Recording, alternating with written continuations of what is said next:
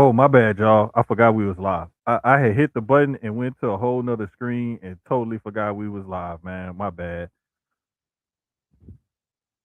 But like I was uh I was sitting here cuz we got a little bit of breaking news. Well, not a little bit, like a lot of it. My dumb ass.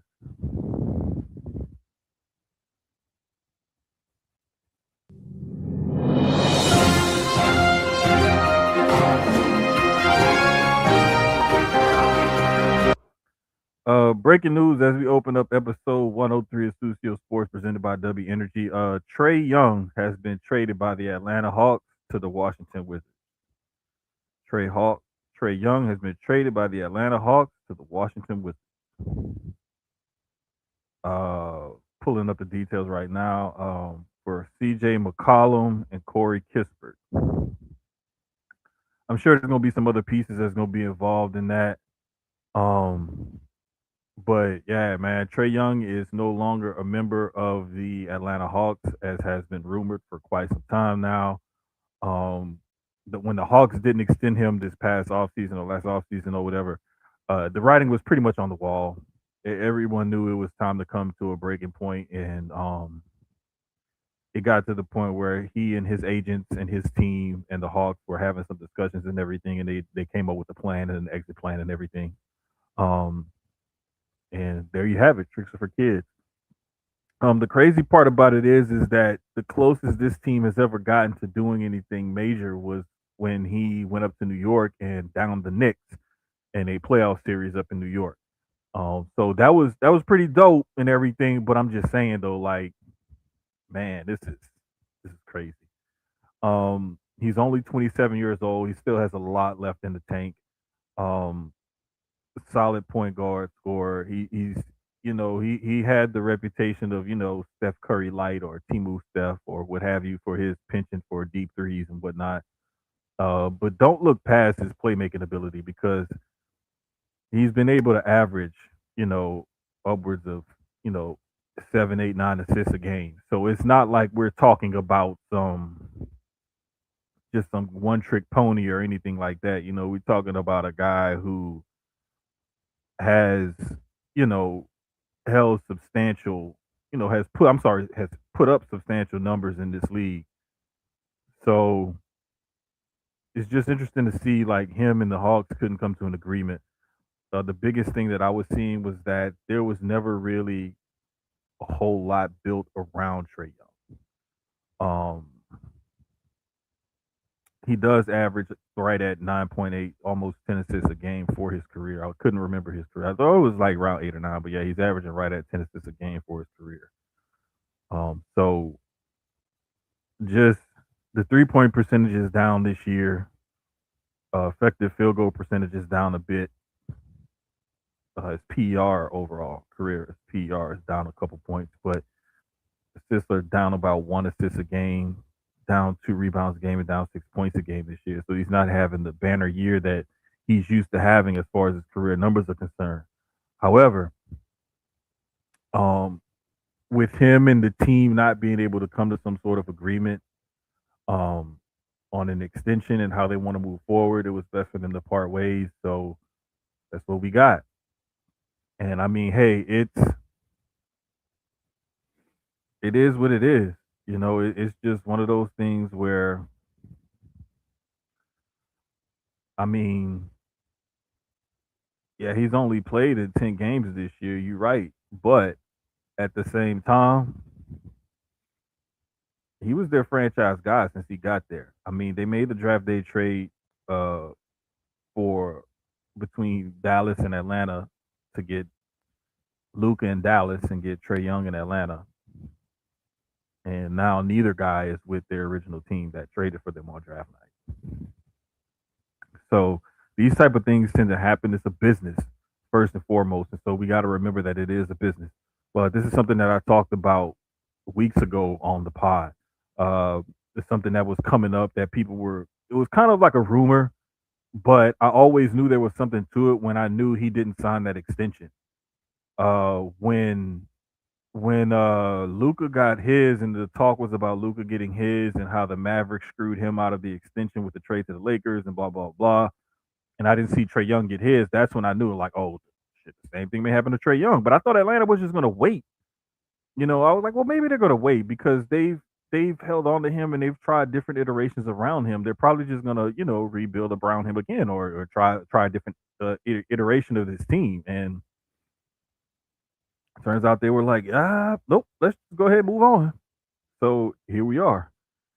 And the peace to everybody in the chat, Dallas, Dre, um,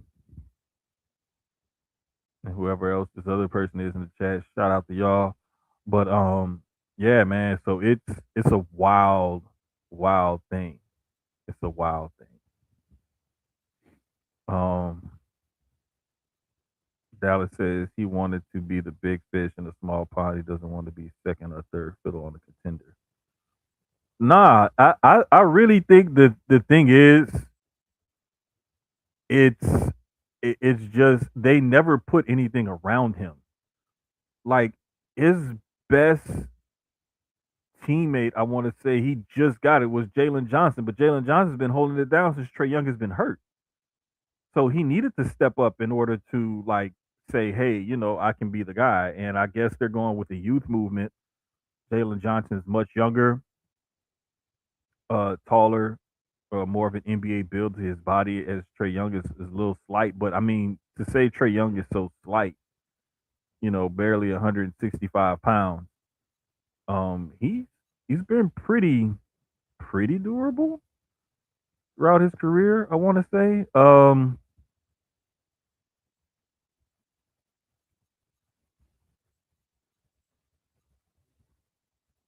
In a full season, he's played less than 70 games, one, two times. This year will be his third time in 8 years playing less than 70 games. Minus the COVID season, he played in every game. So it's just, there's some things that, nah, it wasn't an exit for money. He could have stayed and made more money. When in the NBA, the way the collective bargaining agreement rules are set up, you make more money when you stay with your team. You don't make less money. So that's the way that goes. But it's just crazy, man. They they just, I don't know, man. It's wild that they couldn't come to an agreement or figure something out.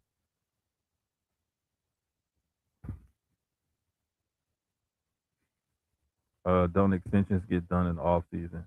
No, extensions can get done at any time. It's just you become eligible at a certain point in the off season. That's what happens. So once you become eligible in a certain off season, that's when they're normally triggered or when they're executed.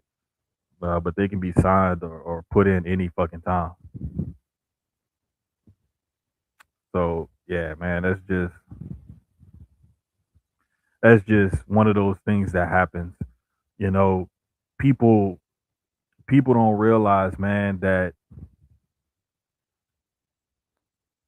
there's so much shit that goes on with some of this stuff, and there's a lot of moving parts and other things like that. And sometimes franchises just decide that they want to move in a different direction because they don't feel like they can continue on in the direction that they're in.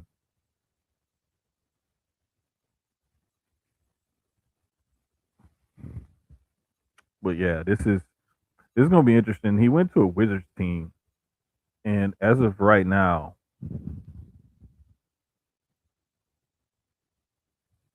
the Wizards are way worse than the Hawks. The Hawks are actually in 10th place in the East as of right this very second at 17-21. The Wizards are 10-26 and are 6 games out of that 10th spot. They are right above the Pacers for the last place in the Eastern Conference. And they have the fourth fewest wins in the league. So he's going from a bad situation to a worse one. But I mean, the rumor was is that he wanted to go there. So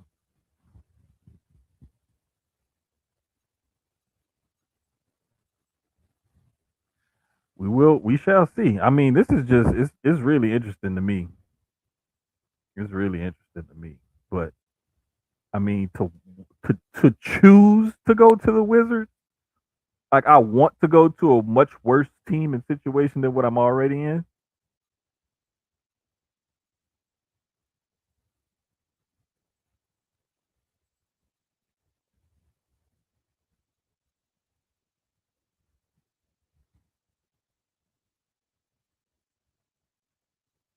It's just wild, man. It's wild.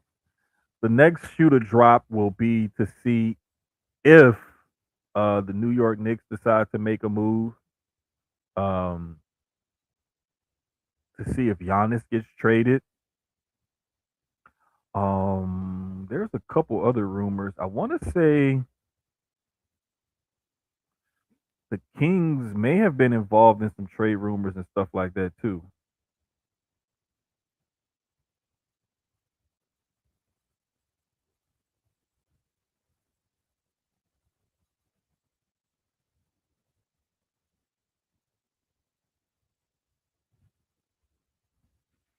So let's just see how this goes. But like I said, I knew this was coming eventually. It was just a matter of time and how, where, when, why, the details and everything else is going to get worked out. I'm pretty sure there's got to be some other things involved in that trade. Um, or the Hawks just felt like, hey, you know what? We're going to get some guys back. Uh, I'm not sure if those guys are on expiring contracts or not. If they can be moved another deal or bought out or what.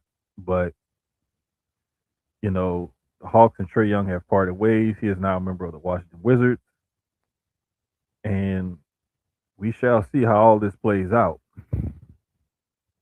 I think Jalen Johnson there with CJ McCallum as a solid veteran guard presence is going to be good for the Hawks. Building around that kid is going to be smart because he's a wing player that's a triple double threat. Because he's learned to be a playmaker with Trey Young being out. He's definitely picked up his scoring and his rebounding has been, fairly decent. So let's just see how this works moving forward for the Atlanta Hawks and see what pieces they can put around these guys and whatnot. Um, I know having Tyson Daniel there has been good for them, and the kid they got from France is going to be, has a lot of potential. So they got a solid young core there to work with. It's just they want to see. I guess they want to see those kids grow together and see what they can get out. So we shall see, man. We shall see. But since we on the NBA, shout out to the Boston Celtics, man, and Jalen Brown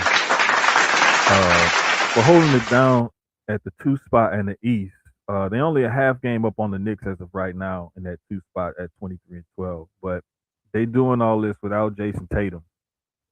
And Jalen Brown has definitely stepped up and carried a huge, huge load for them this year. So we shall see. But I was very happy to see that, and I know my daughter was talking shit about it earlier because she sent me her grades and was like, "Yeah, my grades are good for this first semester, and the Celtics this and the Bills that, and blah blah blah blah." And I'm just like, "Oh my god!" But yeah, man. So we're gonna see how all this gonna turn out. But Pistons still holding down that one spot in the East at 28-9. They 4 games up on the Celtics. So shout out to them. Um, Orlando's in the seventh spot. I thought Orlando was gonna be a lot better than that this year, man. I thought that they were poised to take a step up, especially with the trade for Desmond Bain, and they finally got that outside shooting and scoring presence. So I really thought that the Magic would be doing better than what they are. They're just I don't know what it is down there. I got to watch them more closely and see what actually is going on. What's causing them to hold on that 7 seed? Cleveland is another team that I thought would be a little bit better this year. They're in the 6th seed. Philly is surprising me. I'm not gonna lie. I did not think that they would gel and be this good this quickly at 20 and 15 in the 5 seed, and the Raptors holding it down in the 4 seed. Um, Rounding out that 7 through 10, like I said, Orlando, Miami 8, Chicago at 9, and Atlanta at 10. Um, Giannis and the Bucks are in a virtual tie with the Hawks for that 10th spot, but I believe the Hawks have the tiebreaker, so that's why they're in the 10th spot because they're both 11 and a half games back out of first place. Um, with the Hawks being 17 and 21, the Bucks being 16 and 20. So a couple game difference there in their records, but Hawks have that 10th spot right now. Um, this is another reason why I say it's going to be interesting. Maxi is balling, yes, for Philly, but also Edgecombe, the rookie out of Baylor, VJ Edgecombe, and they just recently got Paul George back, if I'm not mistaken. So that team is going to be fun to watch the rest of the season to see how they end up fleshing out. It's good that those young guys are coming into their own, especially Edgecombe as a rookie. You know, we already knew what Maxi could do, but it's interesting to see those young guys come into their own, especially with Embiid, being so hobbled. Over in the West, OKC has kind of come back to the pack. They're 5-5 in their last 10, and they're now 30-7. They were looking like they were a threat to break the single season wins record, and then just the last like week or two, like they just for last 2 weeks, like they forgot how to play basketball. It's been crazy to watch them like come back to the pack. And I think what could have done it is that the Spurs kind of gave everybody the blueprint on what it's like to beat that team and how to defend that team and how to frustrate them on both ends of the floor. However, OKC is still one in the Western Conference at 30-7, followed by the Spurs. The Lakers are in the 3 spot, Nuggets in the 5 spot, Rockets holding down the 5 spot.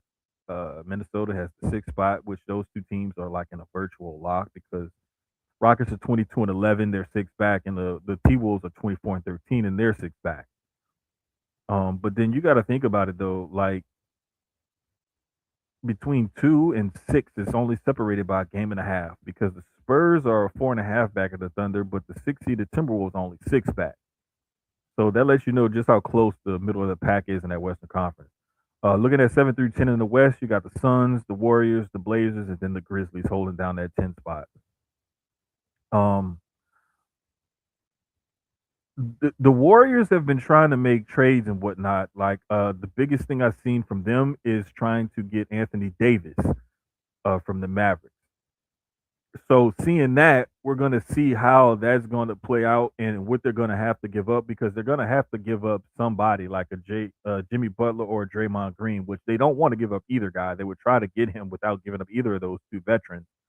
But we'll see what Golden State tries to pull off in order to make one last go of it in the Steph Curry era. So we'll just have to find out and see, what that team ends up looking like, once the trade deadline comes complete. But I do not see very much changing. Sometimes I think the Mavs have an outside shot at making the playoffs, and that's simply because I don't believe in the Grizzlies as much anymore. I just think that John Morant has not bought into their new coach, and there's another rumor that he may get traded. So I'm not sure how that'll affect that team and what they're currently doing. The Trailblazers are a fun young team that's growing together. Similarly to what we've seen in the past, where we've seen teams who have accumulated a bunch of young players and young draft picks and whatnot, and just kind of throw the ball out there and let them go and get a system in place with a coach who can kind of coach these guys up to their fullest capabilities. And so we'll just have to see, what goes on and what happens, whatnot. Oh, my mama.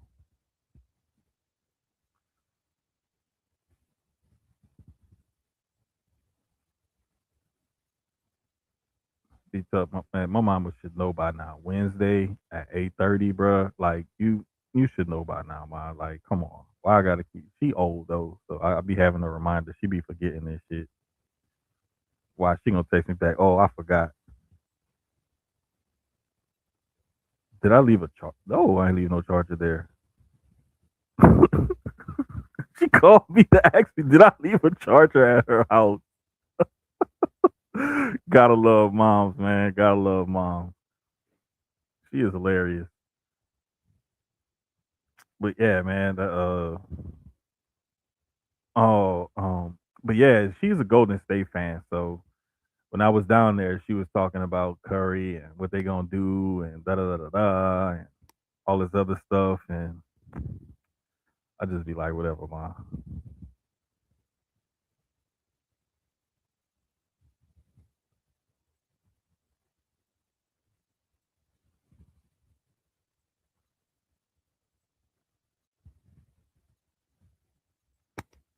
But yeah, man. So matter of fact, when I went down there, I was able to get my pots, couple of my pots that she had for me. The big roasting pan, the big old pot that you make gumbo in, and then the cast iron, like Dutch oven type cooker that you fry chicken and do kind of other stuff. So man, I was so happy, bro. I made gumbo last Monday. Last Monday is when I made it. Yeah, because I came back Sunday afternoon and it was gonna be cold, and so boom, like yeah, it's time to make this gumbo because I had everything. Like I had my sausage cut up, shrimp was already peeled, deveined, and frozen. The chicken was already there, and I had some crab meat put in it.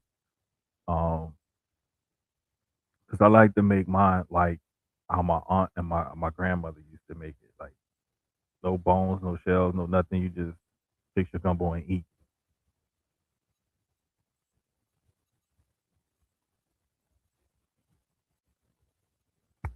But hey, it is what it is.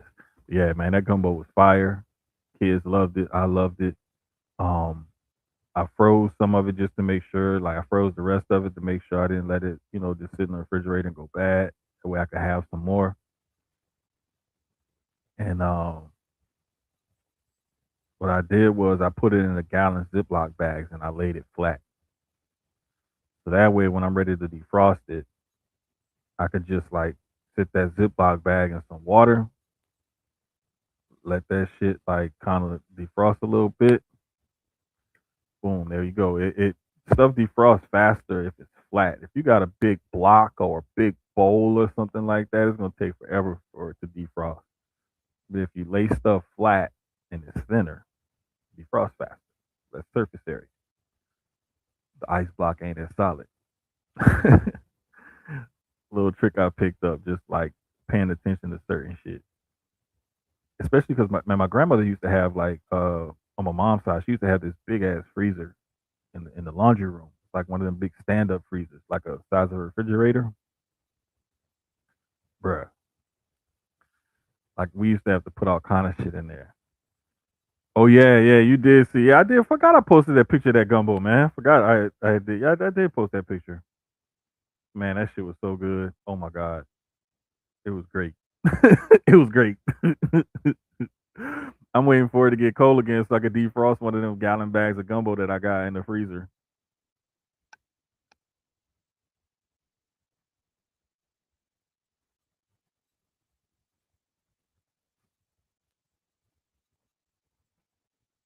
Fool, I told you I was making gumbo. I talked to you before I even went down there and said when I go down there I gotta get that pot. Because Clarence had called me and asked me about going to the LSU UH game because he had tickets. And he had asked me about the gumbo pot. I see exactly. I know I told you. Because I even told you when I came out there. I was like, yeah, man, I can't wait to make gumbo. Probably when I go back home and I get my pot, I'm gonna make gumbo in my big pot. Exactly what I did. But yeah, man. So that came out good. Was good to go home and see the fam for a little bit. But I'm gonna try to go back and go see my grandparents on my dad's side because I haven't seen them in forever. But yeah, man, I'm gonna definitely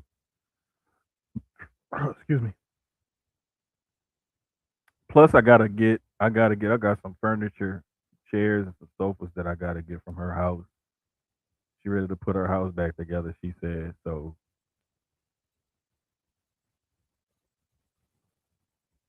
I don't know. I don't. She couldn't fit them in her little storage shed because it wasn't big enough to fit both of them in there. So she had to put them in the house. But yeah, I gotta go get that, man, because I want to get rid of some of this other furniture I got here. But yeah, it was a good time, man. Real good time. Real good time visiting the fam a couple weeks ago. We took a little break and everything. Are we back? But yeah, man. So in the NBA, just to wrap that up right quick, like we seeing that the Thunder has come back to the pack a little bit, but they still got a 4.5 game lead in the West. Pistons still got that 4 game lead in the East. Those two teams look like they're like the Thunder were in the West last year, and Cleveland was in the East last year. So again, it's still early in the season. We're right at coming up on the midway point, the actual midway point of the season, because the 82 game schedule, everybody's around 36, 37 games roughly. So you know, we're right at that midpoint of the actual midpoint of the season, not the All Star break. The All Star break, I believe everybody's played like 50 or so games. So we shall see how the rest of this season plays out. But clearly, as of right now, the Pacers are. I mean, you could. I wouldn't be surprised, honestly, if we saw some smart ass writer give Tyrese Halliburton a vote for MVP just because the Pacers are what 6-31 right now without him, and we saw what they did last year, made it all the way to the NBA Finals. So I'm just saying, if a team goes from the NBA Finals to looks like they will barely win 15 games this year, like that's pretty significant because to go from where you were last year to that point this year, that's a hell of a drop off. Hell of a drop off. But I mean, it is what it is. But moving on to other things, by other things, I mean the NFL playoffs. The playoffs are set. Playoff picture is set. In the AFC, we have the Broncos with the 1 seed. They will get a bye and they will play the lowest remaining seed. The 4-5 matchup sees the AFC. See in the AFC sees the Texans going to visit the Steelers on Monday night. We got the Bills visiting the Jags Saturday afternoon, and we have the Chargers visiting the Patriots Saturday night. So we'll see how the AFC plays out with the Broncos getting that bye. Um, I could possibly see the Broncos, either playing the Bills, maybe the Texans. I don't know if the Chargers have enough to beat the Patriots to say they'll face the Broncos. I really think if it's going to be a team that's going to face the Broncos, it's going to be the Bills or the Texans. Because that Texans defense is just, it's nasty. And they fly around, and all that offense has to do, even though that offense has struggled a lot this year, all that offense has to do is score anywhere between 17 and 21 points, and they should win every single game. Because that defense barely gives up 15, 16 points a game. So scoring 17 to 21 should put you in a safe spot in order to win. The Jags have come on this year, but for some reason, until I see them do it in the playoffs, I do not believe in them. So that's why I'm 9 times out of 10 I'm going with the Bills over the Jags. And like I said, I just don't feel like the Chargers have enough to overcome the Patriots because their offensive line is in shambles. Um, they got Amari and Hampton back at running back, and that defense has been decent. But I just don't think that they can protect Justin Herbert well enough and give him enough time to get the ball down the field. And that I don't think that I just don't trust them. And the Patriots have been solid all year. So I just feel like that's how that game is gonna go. Then over in the NFC, you got the Seahawks with the bye and the number 1 seed in the NFC.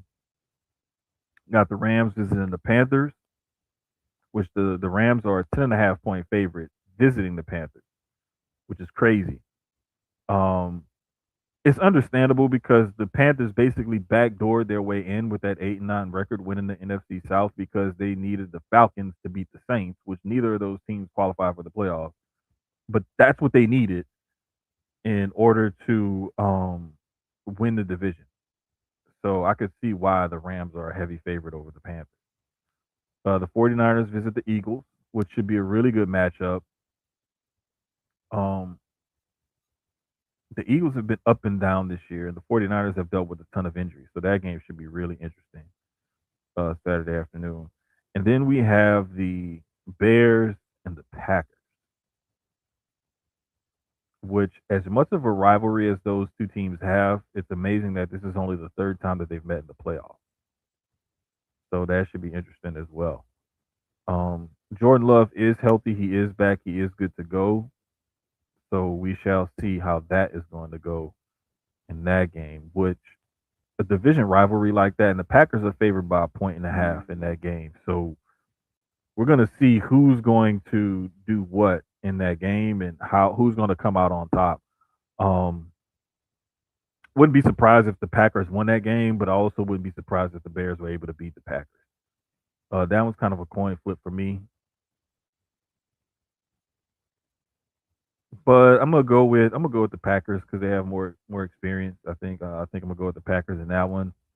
I think I'm gonna go with the Eagles to get it done at home against the 49ers, and I'm definitely going with the Rams over the Panthers. So Seahawks will most likely face either the Packers or the Rams because I just I don't feel like the 49ers are going to be able to do it. Matter of fact, one of their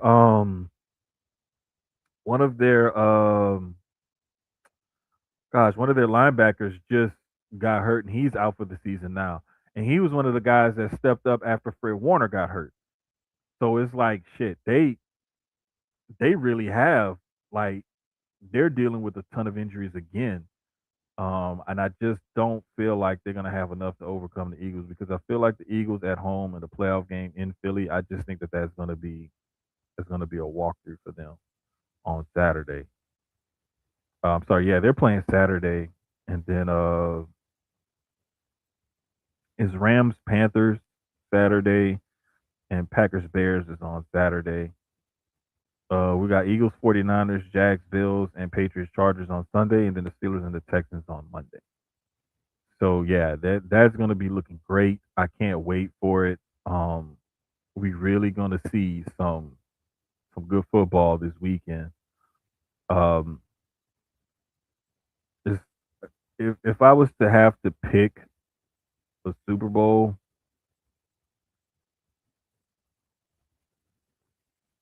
hmm,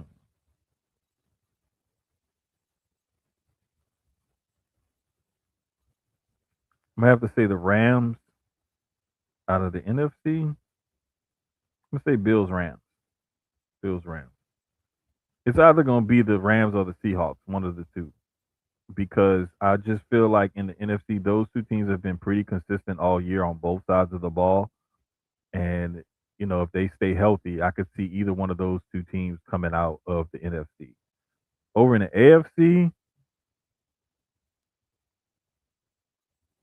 man, it's hard to argue against what the Broncos and the Patriots have held it down all year. But with them having young quarterbacks in the playoffs, I'm not sure if they're capable of getting it done just yet. So I'm a little bit leery. And the two teams that I was looking at would be the Bills and the Texans. Not just because I live in Houston, but because that defense is ridiculous. And anytime a team has a defense like that, defense wins championships. Offense sells tickets. And anytime you only have to score about 20 points a game in order to give your team a chance to win, the less points per game that you have to score in order to be effective, the better of a chance that you have at winning. And so by that defense being so nasty, it's always going to put a team like that to me at the top of mind, which is why I believe in the Rams and the Seahawks so much because those defenses are so nasty. Plus, those offenses can put up the kind of points that they can generate the kind of lead and the kind of points to where that defense feels more comfortable to pin their ears back and play, scare free. So we shall see, man. We shall see. Rams out of the NFC. Yeah, I that bruh, it's like Matthew Stafford when you can keep him upright and healthy and get some decent weapons around him is a great quarterback. Sam Darnold has proven like he's resurrected his career with what he did last year in Minnesota, and then came back this year and played well to prove it wasn't a fluke. So just to see those guys play the way they're playing, it's not surprising to me that people think that they have a better shot because those offenses are good. They're really, really good, but so are those defenses. And when you have both of those working for you effectively at a pretty decent or a high level, you always got a better chance to win. Bills or Patriots in the AFC.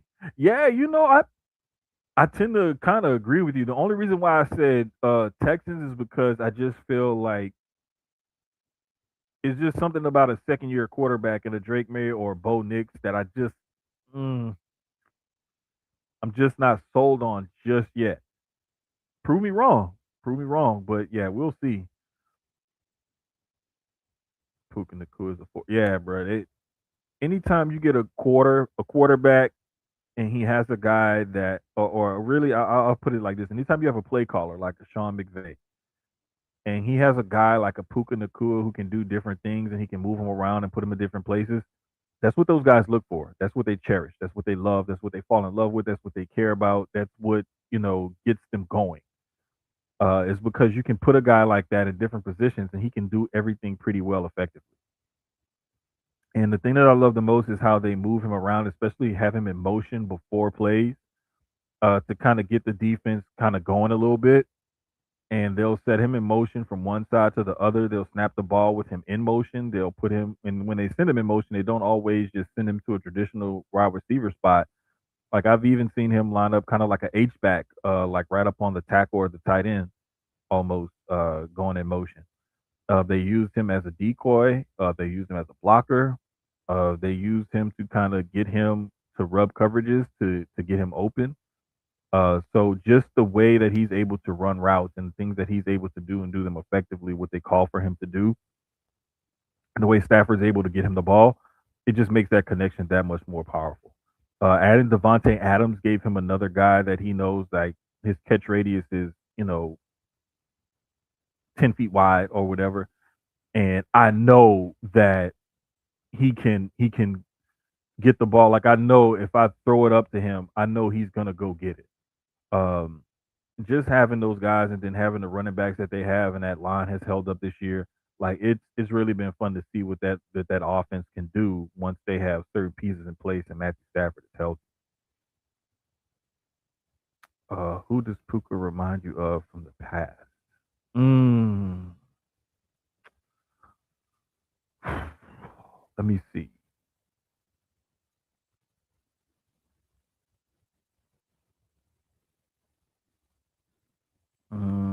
Definitely not Moss. Definitely not To because those guys were like athletic freaks. Not really Harrison because Harrison was like this really quick an athletic route technician, right? More of a Jerry Rice, I would say, but like a different version of Jerry Rice. I'm trying to think, man. Like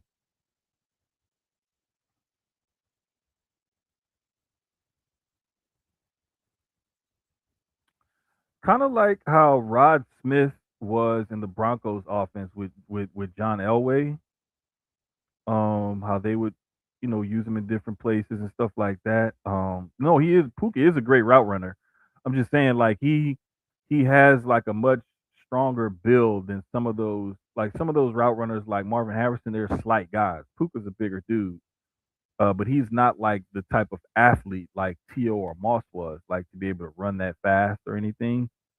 He got okay speed, but he's not like a burner, like can run past he's just a really solid guy. He reminds me like if Adam Thielen was a little bit more athletic, he reminds me a lot of Adam Thielen.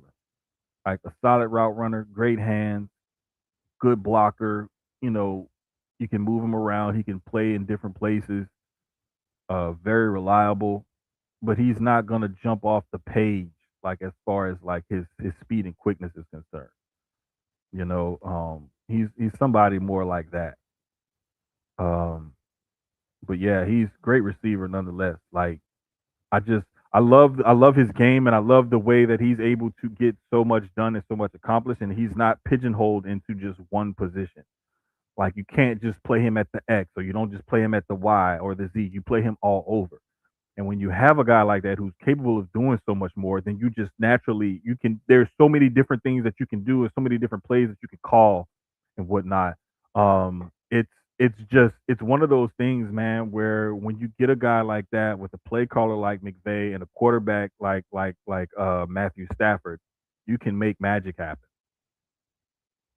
Um, Shit, similar to just recently, Michael Thomas in New Orleans with Drew Brees, a guy who's a big physical guy, can run different routes and whatnot, but he has a certain few things that he does very well. And they move him around in different places. That's another one. Um, Kind of like Welker, I would say a little bit, but the difference is Welker was more of a slot guy, whereas Puka goes everywhere, outside, inside, left side, right side. It don't even matter. He just lines up. But yeah, it's more along the lines of a good route runner with great hands who can also be physical. So anybody that you can think of that was a solid route runner with great hands who was also physical, those are the type of guys I would say that Puka reminds me of the most. But again, I just love watching the guy play because he's a solid ass football player who doesn't mind doing all the dirty work or anything like that. Um, so he's definitely one of those guys I would say that I would definitely keep an eye on and watch because he's somebody that's going to be that next phase of receiver. Because when you get a receiver, it's cool if they're like a burner, or but if you're only a 1-2 trick pony, you're not gonna be able to do very much in the league. And nowadays, so many different players are asked to do so many different things at different positions that you have to be multifaceted. And the good thing is that Puka is one of those guys that is truly multifaceted. So we'll see where this goes and how this ends up. Um, but I'm definitely looking forward to this weekend's games. I cannot wait to be a couch potato all day Saturday and all day Sunday so I can just sit back and watch football all day long. That is going to be awesome. I don't know about y'all, but looky here. A little Saturday evening, uh, Sunday all day action on football. I'm definitely down for it. You feel me? Um, but yeah, NFL like is gonna be great, and I cannot wait. Um, as far as the ladies are concerned, on the ladies' side, um, last I heard of the WNBA, they're still going back and forth with the Players Association as far as their collective bargaining agreement is concerned. It seems like they're still at an impasse. The ladies have been speaking about it at Unrivaled because Unrivaled just started. They're getting underway, so definitely give them a look and check them out. But I'm going to definitely be keeping an eye on that CBA talk in the WNBA and trying to see what the heck is going to go on with them. Um, but that's definitely something I want to keep my eye on because, like, with the new revenue that's coming in, you got to give the players more money. You can't just try to hold them and stall them out. It's time to start, sharing the funds and sharing the wealth a little bit more. And that's what those ladies are arguing for. As far as college basketball is concerned, oh no, I didn't mean to go to this. This is the one I wanted to go to. There we go. Ranking, not standings, ranking. Uh, we got two different number ones. If you look at the coaches poll, Michigan is number one. You look at the AP poll, Arizona's number one. After that, it's pretty much the same, almost the same top 10. Iowa State, UConn, Purdue, Duke, UH, Gonzaga, BYU, and Nebraska round out the AP's top 10. And then you have Iowa State, UConn, Purdue, Duke, UH, Gonzaga, BYU, and then Vanderbilt is number 10. Uh, Vandy and Nebraska have swapped spots in the two polls. But both of those teams are undefeated. Both of those teams are not known for their basketball programs. Both have produced some guys in the past, but they're both right now undefeated and they're both in big conferences. So two undefeated teams in a bigger conference. They're going to start to get their name and their weight recognized more now that we're going to get into conference play. Once they get into conference play and they start like kind of showcasing what they can do, uh, then we'll see, where those two teams will fall as far as the rankings are concerned. But I love seeing, new blood in that top 10. Um, Being that they play in Vanderbilt and the SEC and in Nebraska and the Big Ten, you're going to see them play some tough conference games. So this is where the pedal the the pedal meets the metal. This is where the rubber meets the road, where it's time to like show up and shut everybody up. Like this out of conference schedule is no fluke. This record is no joke. We're for real. Um, Still got a handful of undefeated teams. Got a bunch of one loss teams in the rankings in the top 25.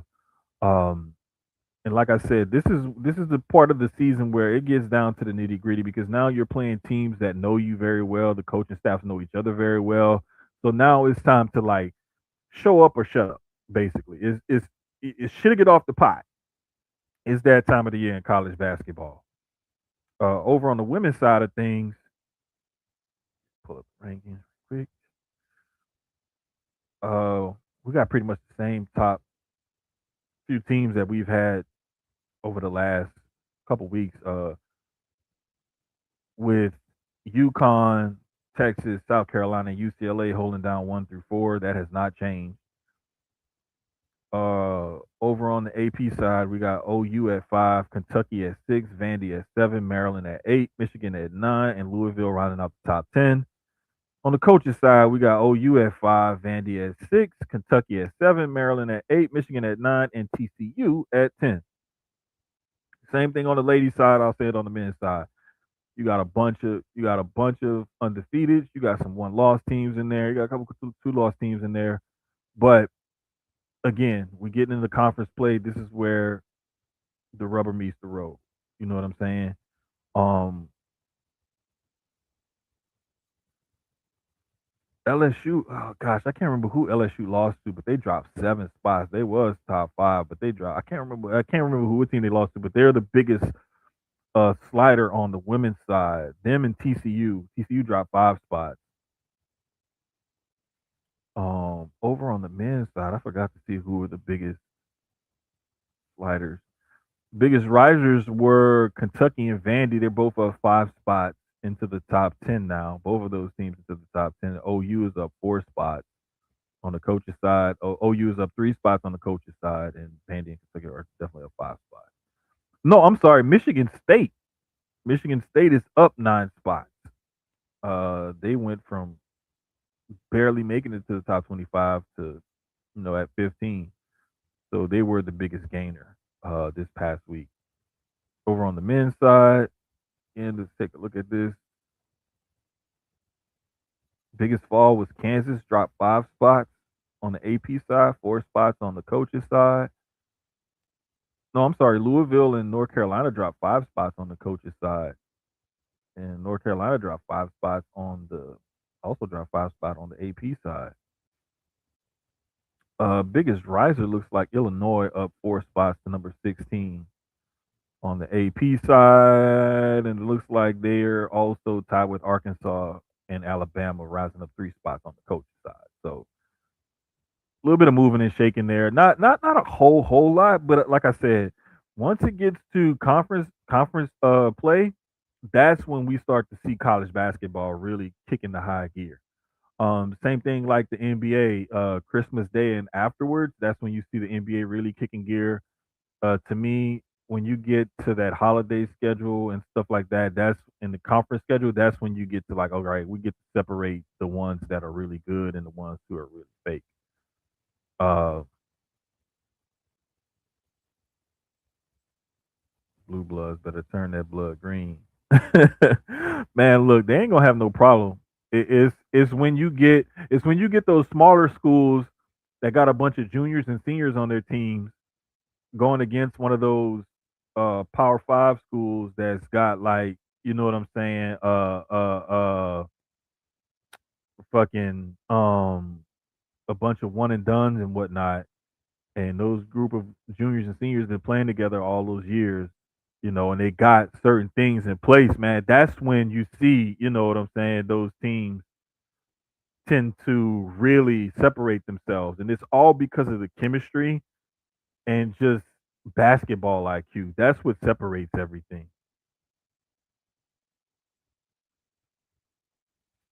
So I don't know, man. We'll see. We'll see, man. We'll see. But I just feel like there's got to be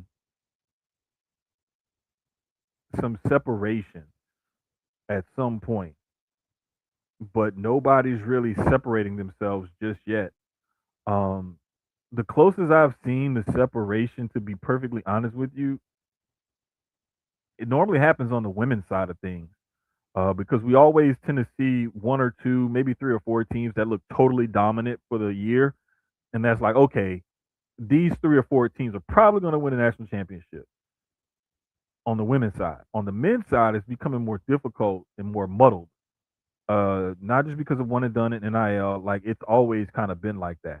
Because you'll see a team that looks really good and looks dominant, but then tournament time comes, or conference tournament time, or that conference schedule comes in, and then they don't look as dominant as they did before. On the women's side of things, you tend to see that dominance continue through conference schedule, conference tournaments, and in the tournament. It holds more true on the women's side. But again, I'm looking forward to watching both seasons play out. Um, we've had a string of crazy performances. Like I know Hannah Hidalgo at Notre Dame has been going nuts the last week or so. Audie Crooks has been putting up stupid numbers. I'm trying to think of who else on the women's side has been standing out. There have been a few of them, but oh gosh, the guard from UH last night. I think it's Fleming. 9 points in like a minute and a half, 2 minutes or whatever to help them, secure that win last night. Like it's just certain little things that we see that these kids do that I'm always impressed with. Cameron Boozer over at Duke has been just every bit of as good and talented as he was with the hype coming in. So that's another thing to watch there. But yeah, man, it's been solid so far. Been really solid so far. College basketball season. I'm looking forward to getting into the nitty gritty things when it comes into the conference tournaments right now. I was gonna be watching some college basketball right now, but I'm sitting here watching this Lakers and this Spurs game. The Spurs got the throwback court with the teal, the pink, and the orange, and the little southwestern design on the court and whatnot. Um, so that's always kind of funny to see. And LeBron is not playing tonight, so to see Luca and the squad go at it without LeBron is always interesting to look at. But yeah, man, I've been really enjoying basketball again this year. Definitely got to check out some of the unrivaled games since they've started and kicked off and everything. Um, Definitely want to check some of them out. Now the other thing is too the college football playoff. I knew it was something else. Um, Looking at this playoff, man. Hold up, let me pull up the schedule right quick. There we go.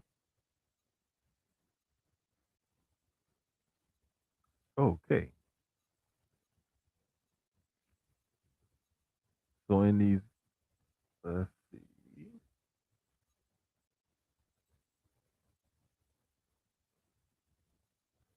Okay, here we go. So we got Ole Miss and Miami. That's tomorrow.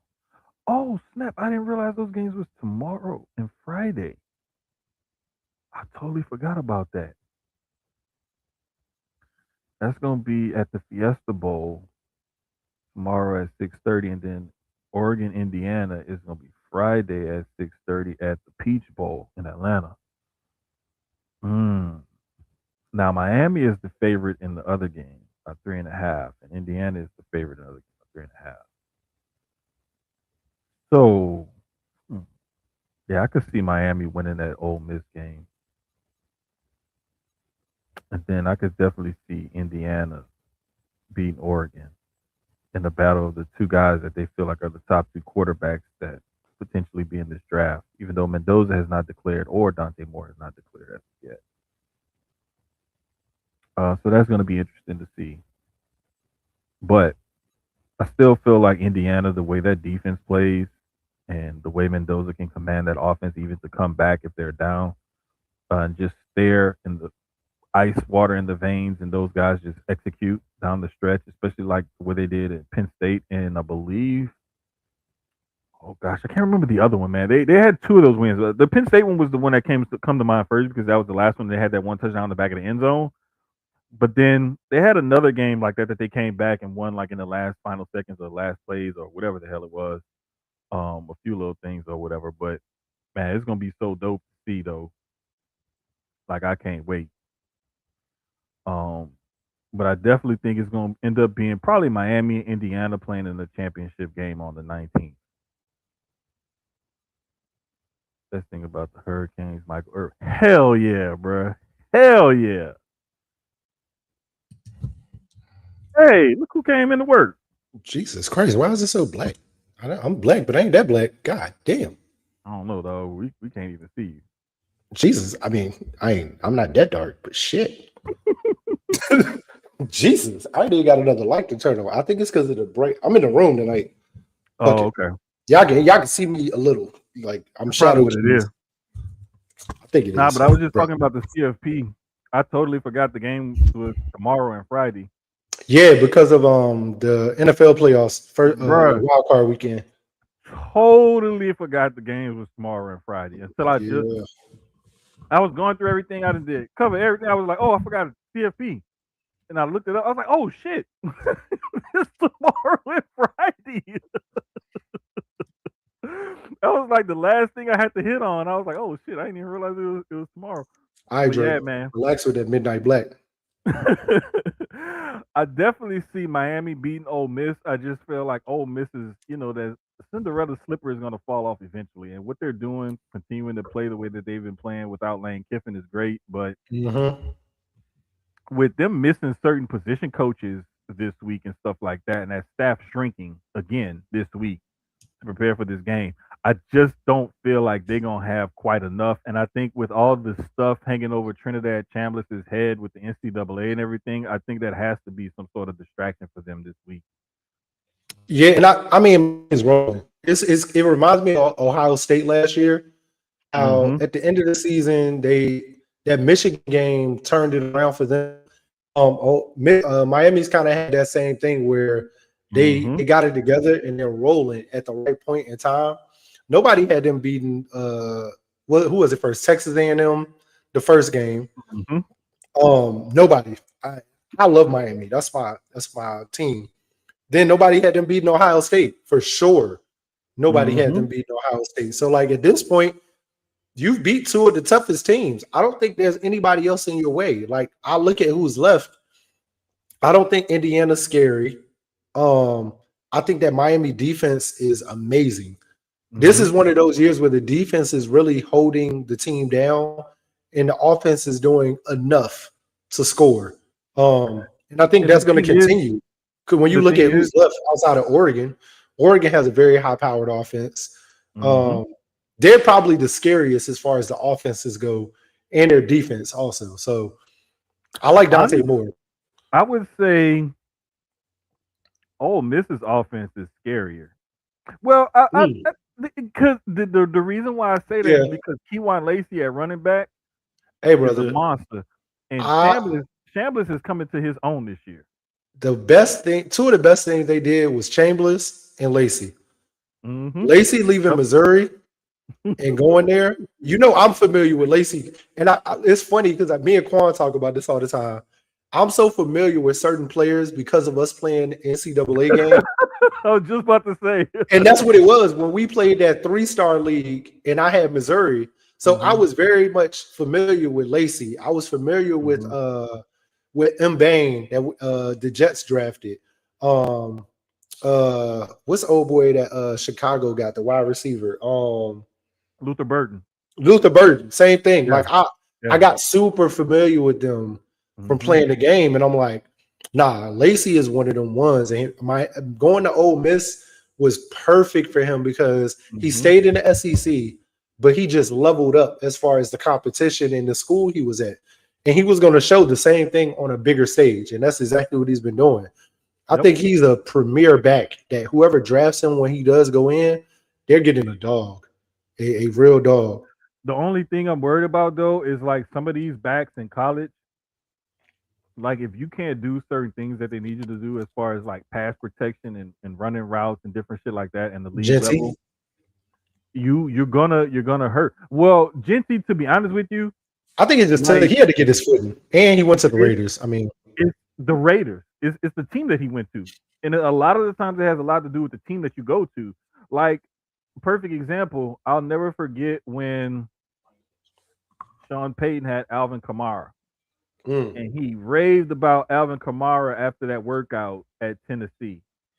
And I was like, anytime Sean Payton raves about a guy after a workout and does extra work with him after a private workout like that, like he's interested. And there's something that he sees in this kid that he can like, maneuver him around with.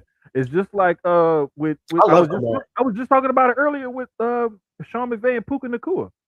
McVay I moves love Puka. Puka Hey, McVay Puka's a moves Puka around everywhere. Uses him as a decoy, an extra blocker. Oh, Puka's because a just lot of running times the with field. Puka, Puka's become, and JSN is getting into that same discussion with the way he played this year. And if he hmm continues this just like Puka did, it's getting to the point where the other receivers are gonna benefit off of that, like you said, because they're gonna be the distraction because they're gonna get double teamed. But the Yep, great thing about the Rams is you can double team Puka, but Devontae's right there. You can double exactly. team Devontae, Puka's right there. You can try to put whoever on both of them, Tutu's right there. Like they have, and then They you got got they weapons. have weapons. Then you got Higby and I forgot the other. They got two tight ends. Yep, They really have, exactly. or they're gonna run the ball. Like they have a lot on that offense now to where you have to watch for everybody. They're probably one of the Yeah. most dangerous teams in the playoffs this year, in I my opinion. said when I was picking, because earlier I was talking about it. I said, okay, if I had to pick two teams out of each conference that I feel like could make the playoffs, it was the Rams and the Seahawks in the NFC, and it Mm, was the Bills and the Texans in the AFC. And the only reason why I picked the Texans over the Patriots or the Broncos is because I've seen what CJ Stroud can do. Because this is his third year in a row doing this, and that mhm. defense is nasty. Anytime you have a team where it's like, okay, if the offense can score 20, the defense gonna hold you down. Yep, That right there alone is like, okay, I know that offense is struggling, but they're putting it together. at the If right that time. if that defense can stay the way they've been playing, I don't give a fuck what the trends say about teams with so many game winning streaks heading into the playoffs. They've never made the Super Bowl. I just look at this team as like, no, this team is built different because of the way that defense is. Mhm. And I just feel like I'm not quite sold on Drake May and Bo Nix yet in their second year, but hey, they I'm may not fuck either. around and prove me wrong. I'm not either. I'd be glad to be wrong about it. Yeah. I think the AFC is very wide open. Mhm. Um, I think this is, and I've been saying this for the last couple days. I ain't gonna say the last. Well, I'll say the last week or two, because we knew the Chiefs were out, and then we just found out, like the Ravens were going to be out this weekend because it was Mhm. kind of win or go home. But now you have an AFC playoffs with no Mahomes, no Lamar, no Brady. I mean, it's been no Brady, but still. And Mhm. this is the Bills' best chance to just walk through and get there because they have more experience than anybody else. They have Yep. more experience than the Pats, way more than Houston. They have. I think the problem with the Bills is going to be the defense more than the offense Yes. because the offense is going to score. Josh Allen's going to do a lot with nothing. The only thing about their offense that concerns me is I need Keon Coleman to show up. That's what the hell I They need. I they need him to don't figure it out. have exactly. They don't have like that wide receiver that you can say, okay, this is the guy that we're going to. It's This mainly is those his time, though. I tight think ends. somebody needs to have a pep talk with him. Like, hey, bro, this is the playoffs now, right? Hmm. Yeah, regular season, you were quiet. You ain't do a lot. Turn up. Turn up. It's the same Big reason why I stage. feel Turn up. when I'm looking at the CFP, why I feel like Miami is one of those teams that could shock some people. I think this our And year. I I wouldn't be really surprised if think this If is our year. Miami wins the that simply because Carson Beck is used to playing these big games at Georgia, Yes. Yes. so he And has he's the that reason we've experience. won the He's last seen two. them. To be complete, I mean, Exactly. don't get me wrong. I love our defense has been playing lights out. The run game, the wide receivers have stepped up, all of them. Mhm. Daniels and Malachi Tone, not Tony, but Malachi, them two. Getting Daniels from LSU, and me and you talked about this in the beginning of the season. I said that he was going to be the difference maker for Yep. that offense. I wasn't super familiar with him. I was, but wasn't. I know Hmm. you were, and we had talked about it. Hmm. He's a key piece. Tony, I mean Malachi.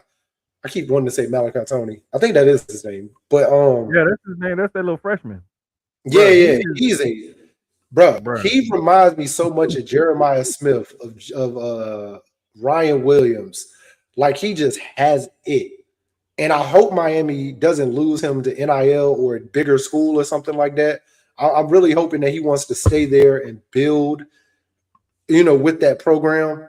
Um, not just being a Miami guy, but just in general. He's such an X factor though. It's like Yes. he reminds me a lot of a little bit of he got a little Steve Smith in him A little Xavier Worthy too. That type because of like, he's fast, but yeah, he can be physical. yeah, And that's why I say he reminds me a little bit of Steve Smith because Steve Smith was one of those right. Steve Smith was only 5'9", 180. He wasn't like this huge dude, but Steve Smith was tough as shit and he didn't back down from nobody. He wasn't scared to take contact or anything. He wasn't scared to go across the middle. He wasn't scared to do a lot of different things. And the thing about it is they use Malachi Tony almost similarly to the way kind of like how the 49ers used to use Debo Samuel in these different positions and stuff. And he can get the ball out of the backfield. He can line up in the slot. He'll line up out wide. Like they move him around that much that he's one of those X factor type of players. And I love watching those kind of guys play and get used properly in the offense. And he's just one of those guys when he's on the field, it's always, hey, where is 10? Where's 10? but Locate 10. Where's 10? He's one of those guys. And whenever you have a guy like that on your team and the defense has to focus on him, where he's at and what he's doing, that takes a lot of their attention away from everybody else. And just like we talked about with Puka, with JSN and some of these other guys, when you have a guy on that offense that takes the defense's total attention away and mhm. focuses it on him, it opens it up for everybody else. All you need is the offensive line to hold up and the quarterback to make the right decision and put the ball where it needs to be. Yep, yeah. So I'm really looking forward to these games that's coming up this weekend with the playoff This games, I was gonna college say this next football, 4 days and is gonna be amazing. Amazing football these the next 4 days. I can't wait. Same. I'm locked in. I'm definitely locked in. I I cannot wait. regard even with us playing, like I'm just excited in general. Like playoff football on both sides, college and the NFL is amazing because that's when you find out who's a contender and who's a pretender. Like you really find out Exactly. who wants it and who doesn't and who wants it more. Mhm. Um, we're gonna kill the 49ers. I'm not worried. I gotta Hey say that. man, this is this my But thing with that I game, might be a little scared of the 49ers only because, and I've talked about this, they are the epitome of next man up to bruh. the fullest. I was just like when I was talking about the game earlier, I said I think that they have one too many injuries to beat the Eagles, but all it takes is for the Eagles to have one of them off games and the Uh-huh. 49ers are gonna they the 49ers, they don't play up and down. They play pretty consistent. The Eagles have been up and down this year. If they have one of them down games, they're gonna lose. Man. I was telling somebody the other day, man, I want to fire our OC so bad, and I want Cliff Kingsbury to come over because I like he's a quarterback coach, and he's the kind of coach that Jalen needs. Mm-hmm. Like Kingsbury would do so much with our offense. Oh my god! Like I know he would. I I really think do. you know who else they But need to go I and think talk he. to. Um, Gosh, he used to be the OC for the Ravens with Lamar, and I want to say he was with San Francisco at one point too. I cannot remember his Uh, name, but you talking he about worked. before the last OC? Not the one that's there Yes, now, but the one that yes. over the one before the one that got I can't remember his the name, but I Seahawks job. know. Yeah, I know he used to work with Kaepernick and them, and then he worked with Lamar early on. I can't remember his name, but he would be Darrell Bevel would be another guy to look at Mm. because he was with Seattle when they had Russ in his early years. Ah, okay. I'm trying to think of the newer young up and coming coaches. That could be a good OC. Yeah, this I'm really in Todd Monken. Todd Munkin. There's some guys like that. Like, you know what I'm No, but you saying? know he's a Seattle. Monken is I thought is Monken the Seattle head coach? I can't remember, but I Yeah, know I know there was another guy, but there's a bunch of them around the league that let me see who is Todd Munkin. no, Mike McDonald was their head coach. Yeah, so Monken. Yeah, I like Monken. I do. Damn, McDonald's only we're the same age. That's crazy. We're like a month Hmm. apart. I didn't know that. His Yeah, birthday bro. is June 26th. We're No, literally Munkin like is the OC now. It was the OC okay. before him. So it was Mike McDonald, and Mike McDonald is the no Mike McDonald's the defense. He was the defensive coordinator. So Bro, I can't remember who's who the it was, OC? man. Let me figure it out. Give me one Yeah, he second. was the yeah McDonald was the defensive coordinator. Yeah, I'll figure it out. But no, like But I they get what need a you're saying. quarterback. They need a coach there. If the Eagles had somebody who could like work with Jalen and know how to take advantage of his skill set, that Man, would be perfect. Because you need because look somebody at the that. weapons we have on offense. That's Like what I'm saying. it They is got a no good way line. They got a our great record running should back. have been They what it got wide was this receivers, year. and they got a tight end. Like you have every. But the thing is like it's not just the play calling. Sometimes it's the execution of it. Yeah, yeah, And it's for like sure. I'm not knocking Jalen or nothing. It's just like it seems like how sometimes how players complain about how offenses are too complicated or too this or too that. Like that was one of the knocks against trying to go with the Patriots system is because it had a lot of option routes in it. And it depended on the quarterback and the wide receivers and tight ends and running backs and whatever to be on the same page. Greg Greg Roman, Roman. that's who it was. I knew I was Okay, like, God damn it, I knew it was somebody. I couldn't think of his name, but yeah, Greg Greg Roman Roman. would Yeah, be a guy yeah, to yeah. look at. That's who it was. But that Patriots offense had a lot of option routes. And like I said, it required the quarterback and the receivers, to be on the same page. Yeah. And if you're not on the same page, the shit is not going to work. And you have to have an accurate trigger man, and him and his receivers have to be on the exact same page when it comes to certain things like that.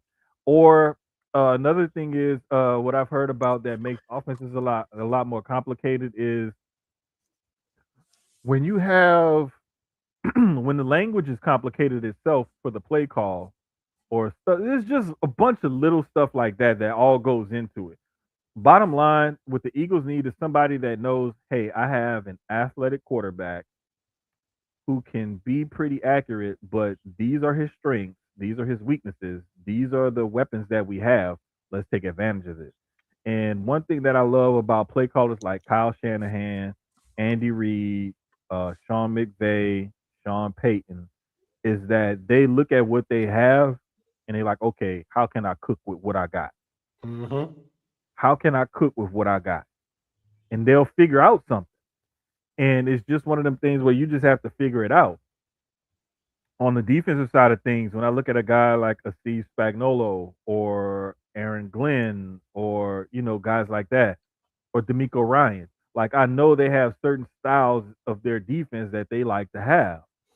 Like D'Amico likes fast guys, guys who can run and get to the football. Spagnolo loves to mix in his blitzes and stuff like that. There's just certain things that certain coaches that's their calling card. But you always want to make sure you maximize what your quarterback can do. And if Mm-hmm. your quarterback is severely limited, well, then you need to make sure you put everything around him in order to help him succeed. And it's just one of those things where they have to get back to where they were before, as far as getting in a groove of calling plays and feeling more comfortable. They have to find something that's more comfortable for the whole entire team, not just for this one person. So it takes time, it takes effort, it takes like somebody who can really come in there and diagnose and figure it the fuck out. But I have no doubt that that team is going to figure it out, because anytime you have that kind of talent, it Yeah, shouldn't be hard for you to figure it out if you're a quality coach. that's why I'm looking at like, and I'm sure you went over it already. I'm looking at a lot of these head coaching vacancies right now. Man. It is some very interesting and good jobs out there. Of course, the Ravens job being, in my opinion, probably the best one because you have an I think so. MVP quarterback. I Mhm. think, in my opinion, the second best job out there, the second and third, and it depends on where you want to rank them. I think the Giants and the Falcons are 2 and 3. I personally, it don't matter who's two, who's three, but those three are probably, in my opinion, the top three jobs because of the rosters that are already there, and you needing to add the right free agents and the right draft picks to go along with that. Bringing in the right staff, of course. I think Atlanta probably is number two just because of Bijan. You got Drake London. You just need to add one or two more wide receivers, shore up that O line a little better. The Giants, you just have a young team, and I love that. I love you have a young quarterback, a young running back. You have a young wide receiver in Neighbors. Theo, what's his last name? Forgot his last name, but the tight end. Like you have a very young offense that is going to grow and mesh together. So I love it. I think if you're on a rebuild, if you're one of those coaches that is good and ready to come into a franchise on a rebuild, the Raiders, I think, are the best just because they need a quarterback now. They went out and got the running back. Mhm. They also need wide receivers. They have no receivers. I like Trey Tucker. He's probably a good number two piece, but now they need to go out and find their number one wide receiver. You got Brock Bowers. I like the O line. The defense needs to be fixed a little bit. I like the Raiders as far as the um, best of the project teams in a sense. If you're the Jets, of course, have all those draft picks, so they're going to be the team where I really can come in and do it. I can mold this team the way I want. New No, quarterback. Aaron Glenn coming in. Aaron Glenn came back. Oh yeah, He's going Aaron. I to be forgot back. they got Aaron Glenn. My bad. Yeah, Tennessee. they didn't. Tennessee is Yeah, another one. Tennessee is the one. But see, Tennessee. Tennessee is a weird one for me because they got Cam and they got Mhm. Ao Maynor on offense, and I like their tight end. That's it. They need a running back. They need the O line. They need a lot of O line. They need hella receivers. The defense also, like, that is a pure project team, and I'm not sure what coach I would want to come in. I don't know if you need a veteran coach or a young Mhm. college coach or just a young coach that looking for an opportunity. Tennessee is a interesting job because it's hard to tell which direction you need to go in as far as coaching. Well, Um, the thing is, I'm pretty sure that they're going to try to find somebody that can deal with Cam Ward, because they just drafted him number one overall last year. So I think that team. Now, the one that's interesting is the Cardinals' job, because it's like, yes, I keep forgetting about that one. do Yeah. you think do you think you can do something with Kyler Murray? Is the Or are we organization moving on ready? from Yeah, Kyler? is the organization ready to move on from Kyler Murray, and what are they going to do about it? Or do you think you can work with Kyler Murray? I'm gonna be honest. Kyler need to just go ahead while he's still young and just go to baseball, bro. Like, just go ahead. You did football for a couple years. You made your money. Mhm.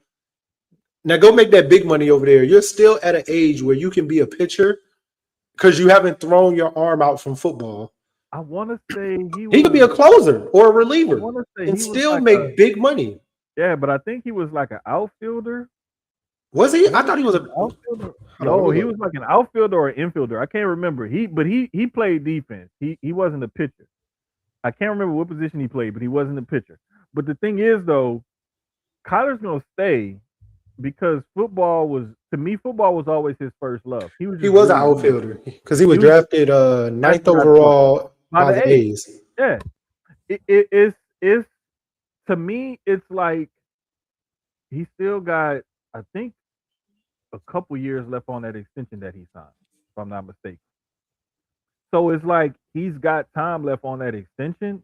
It's just a matter of, you know, will he play through this extension? Is he gonna? Did his love for the game fade enough to where he's willing to go to baseball and leave football behind? I Yeah, don't and think he did. because the A's still own his contract as of right now. Oh Like no, I they always, yeah. honestly, I always said Russell stayed in football too long. Even though Russell was great and good, I think Russell was another one where he probably, I think, even though he's had immense success in football, of course, I think he should have chose baseball. I think he would have been a much better. He was a pitcher. I do know that, but I think Russell would have been way better. Um, but you had Kyler, who was drafted in the top 10 in the MLB draft the year before, and then the next year he goes number one in the NFL draft. So it's like he could have chose either road that he wanted to go. But I think this is a time where he should just try baseball. Do a Dion, man. Do an MJ. Walk away from baseball. I mean football for a little while. Go to baseball and make sure that this is what you want to do and where you want to be. Hell, do a Dion. Do both. Figure out how to do both. Yeah, I just think that like this whole hiring cycle right now, um, for the NFL is going to be really interesting because one of the most interesting rumor that I heard was that the Dolphins were in contact with John Harbaugh. Everybody's going to be in contact with Harvard. I'm gonna be honest. Wait, the Hell, Dolphins we don't might even be have in a head. contact. Wait, Sirianni might be on his way out if he the lose. Let me Dolphins tell you don't something. even have a coaching vacancy. They don't. Nobody does. But it's one of them things. Like, right, I got my quarterback, but let's say a Lamar Jackson or a Pat Mahomes hit the market, right? I got my quarterback, but I'm gonna go over here. I'm not. I ain't gonna act like I'm not gonna talk to Lamar or Pat Mahomes. I'm not gonna act like, you know what I mean. Like we've seen it before with quarterback when a Brett Favre hit the market. Do you think teams that had quarterbacks did not? Who had a quarterback when he went there? Was it Minnesota or was it the Jets that had a quarterback? But he came Um, in and it was like you got your quarterback, but look who Damn, hit I the can't market. remember. I can't remember who it was, but the thing is, though, So I'm not like surprised anybody is interested in Harbaugh. I think the most surprising thing is the disrespect that I've seen from a lot of Ravens fans. It's it's weird to me, man. Like I fucking get that y'all insane. were ready for him to go. There's nothing wrong with that as fans. Nothing at all. He waited out. I think he was there way too long. 18 was a long time. He probably should have been gone about 2 or 3 years ago. He should have been gone around 15, maybe 13. Hell 18. no, hell no, man, bruh, this dude, the last couple years, they made the playoffs, won the division, and had like a fucking. They won at least 10, 11, 12 games the last But I'm three gonna be years. honest with you. I'm kind of with everybody on Tomlin too. I think Tomlin's been there too long. Even though he's had the winning records, even though he's made the playoffs, barely made the playoffs, not made them by one game or whatever, broke even. I think even this season, win or lose, I think also these two franchises they're very different, right? So the Steelers have their history. They've only had three head coaches, but their head coaches are there for 20 plus years, each one of them. Then Mhm. you have the Ravens who've been around since 96.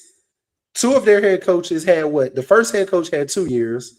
Billick had what? I can't remember how many he had, but here's the thing: But then Harbaugh comes in and has Har- the Har- Har- longest tenure, Harbaugh been there for 18. 18 years. 18. Guess how That's a many times the Ravens have missed the playoffs?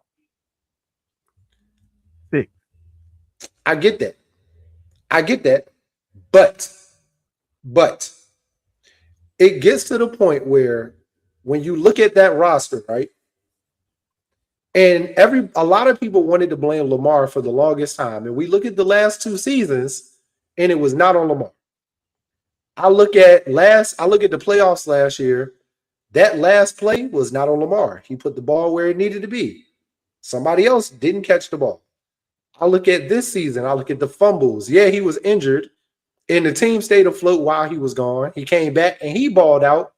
But then you got fumbles. You got drop passes that he put the ball where it needed to be, and the receivers aren't catching the ball. You got the defense giving this up and giving that up.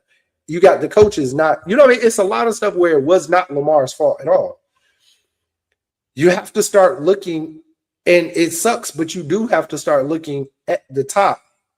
I think also the GM needs to go. He drafts horribly.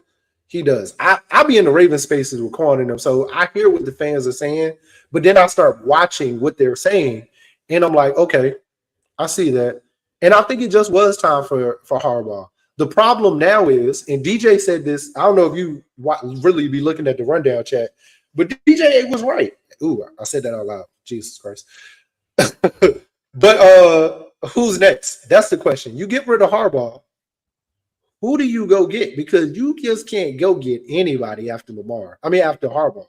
You can't just bring in anybody.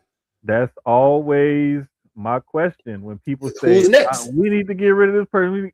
Who do you get to replace him then? Yeah, like offense, when it's a coordinator, it's a little easier. I feel like when it's a coordinator, that's not as hard, right? Because I can go find a coordinator. I can plug and play. I can fire a coordinator mid-season and go bring somebody else in. Like, that's not, head coaches are totally different where you're giving them the keys to the entire franchise. But also that head coach and the GM need to be, I still think that GM needs to be fired next. They just need to clean house and just start over totally.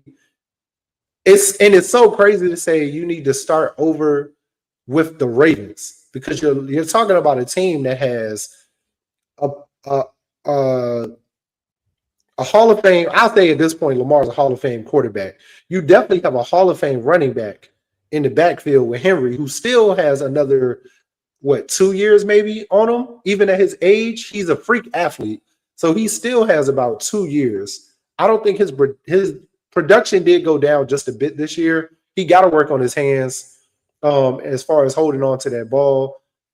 They need to go out and get receivers for Lamar. Like, really get receivers this time. Not just like he needs some people that's going to help stretch the field. His legs help stretch the field on his own. But you need receivers that are fast and can get open when he does start moving out of the pocket. I think he don't have to run. Is a solid, like, they need a real wide receiver one. They need a guy that too. That's the biggest part. Go to and depend on, and it's not our tight end. We need a guy on the outside. It's good that your tight end is one of your best receivers, but he shouldn't be the best receiver. You gotta find a wide receiver. And that's what same thing I just said about the Raiders. You got Brock Bowers, who is a dog. That's like Drake was saying earlier. He couldn't believe that they traded. The only reason why they traded Jacoby Myers is because they knew we don't have a quarterback that can really get him the ball. Yeah, and we're hindering him. Let's respect him and let him go somewhere where he can thrive. Let's at least get a draft pick for him. Yeah, because he's gonna walk. Yeah, he's gonna walk. Exactly. Why not? But that's why I said I like Trey Tucker. I think Trey Tucker was he was definitely a number 2, number 3. I think now he can be a number 2. They just have to go get the right number 1 to go along with him. And my thing is, with that first round draft pick that they got, you clearly have to address quarterback first. Mm-hmm. I think next year, if they're still in the same position, you got a Jeremiah Smith, a Ryan Williams. They may not get that number 1 this year as far as their wide receiver. It could be free agency. It could be the draft next year if Jeremiah Smith or Ryan Williams decides to come out next year after their junior years. But they're going to be highly touted wide receivers next year. Hey, so Ryan Williams lost himself a hell of a lot of money this past year. Ooh. He lost himself a hell of a lot of money because I don't know what was going on. He disappeared. It was like his amazing freshman year and sophomore year. he had way too many fucking drops. There were routine plays that he couldn't make. There was Hmm. just a lot of shit that looked like I'm gonna be honest. If Jeremiah Smith could leave this year, I think he would. because If my he, thing was like what's going on with him? Like what happened to him? Like Mhm. it's got to be something else going on. Too much too Uh, fast. it could be too much too fast. It could just be like just like these kids be dealing with shit sometimes and they get in their own heads and it's stuck with them. But I I really think that a combination of like when his season started off bad in that first game of the year against Florida State, I think that's what set the tone for the rest of his year. And I Hmm. think the injury kind of fucked him up and messed him up. And I think that whole the beginning of his year was messed up, and that just bled into the rest of the year to him. And the And good thing about that's what it, messed him up for the rest of the year to me. and I think the good thing is he's a sophomore, so he still has Hmm. one more year. Well, he got two more technically, but a lot of players start looking at Right, junior year as far as if they want to leave or right, not. right. So if he is to just leave, he has one more year where he can. And we know how the NFL is, not the NFL, but college. A lot of players are mediocre freshman and sophomore year and turn up their junior year, and they go from like fifth, sixth round picks to first, second round picks out of nowhere because they had that We've seen it one happen. great year. We've seen it happen, and, So, and a lot of the times it's that year when the light bulb finally goes off and everything clicks for that kid, and he's able. And I've even seen it where I've seen kids where they've had a pretty good freshman year, pretty good sophomore year, and for whatever reason they just take off that junior or that senior year. And I mean we've even seen it like I put it to you like this: one player that I know I saw peak his sophomore year and kind of throttled it down the junior year, Jadavian Clowney. Jadavian oh Clowney was yeah, the number one player coming out of high school into his freshman year. Freshman year was okay. Sophomore year was like, what the hell? This guy, he could be the number one pick this year. That junior year, he kind of dialed it back a little bit because he already knew I'm going to be a top pick in the NFL draft. because He his kind of sophomore year dialed was it. that year. Was it the sophomore year where he had that crazy sack where he grabbed the That ball? no, Or was that junior year? that was his sophomore year against Michigan in the bowl game when Yeah. he Oh hit my the God, that running back play in the he hit the running back in the. Matter of fact, I want to say the took it out of tackle his hands I want to say the as he tackle that he sacked him. beat on that play was Taylor Lewan, who played left tackle for the Titans for a number of years. Yeah, yeah, yeah. I love their podcast. Busting with the So boys. it's a Love it. good one. I love So it. like when he beat him, I'm like, damn, like this one of the best offensive linemen in college football. And he just whooped the shit out of him. And who was the running back? He blew that running back out, bro. Oh, Pause. I can't And just remember his took. I'm talking about name, like I've man. never seen somebody get hit as he's taking like at the same time, pop Bro, and taking the ball that that all in one one play, motion and that just one play right there. that might be the top play in college football. That's one of I've watched clips. I think that's still one of the top five plays in college football history. Like it's a lot of history, but that It's crazy. is It's crazy. But yeah, man, like it's just I love seeing these kids grow and develop and watching them play and seeing their careers and how it ends up and everything. But the one thing that I will warn all these guys about, and it's gonna like be I an said, I will interesting draft warn this these year. fans about is you got to remember when guys go from college to the NFL Yeah, please say or it. from college to the NBA or Please say it. whatever that pipeline is, you have to give them grace because Yes. it's just because they perform well in college does not mean they're going to perform that well on the professional level. We watched Caitlin Clark tear up college. And that first and we talked about it last year. Hmm. She benefited from that Olympic break so much because I think Hmm. she got to sit back, calm down, get healthy, train, and then focus up. And she Hmm. dogged that second half of the season. Yep. Um, I and a think lot I of think times it's just that the game is faster.